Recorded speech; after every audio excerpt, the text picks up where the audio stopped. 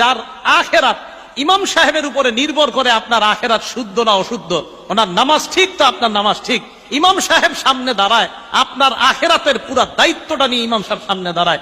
কিভাবে এরকম কিপটামি আর কৃপণতা করেন যে ওনার বেতন বাড়াইতে গেলে 7 দিন আর 15 দিন মিটিং করেন? আপনার তো লজ্জা থাকা দরকার।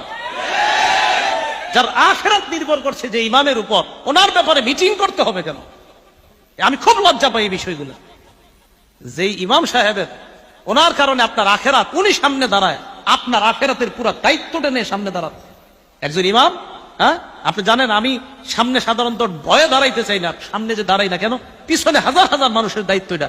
কিন্তু আমি মাঝে মাঝে ইমামদেরকে নিয়ে চিন্তা করি, একজন ইমাম কতগুলো মানুষের আখেরাতের দায়িত্ব নিয়ে সামনে দাঁড়ায়। ওনার ক্ষেত্রে মুসল্লিদের মধ্যে আমরা কি পরিমাণ চিন্তা চেতনা আর যে কত টেনশন ইমাম রে নিয়ে, নাউজুবিল্লাহি মিন জালিক।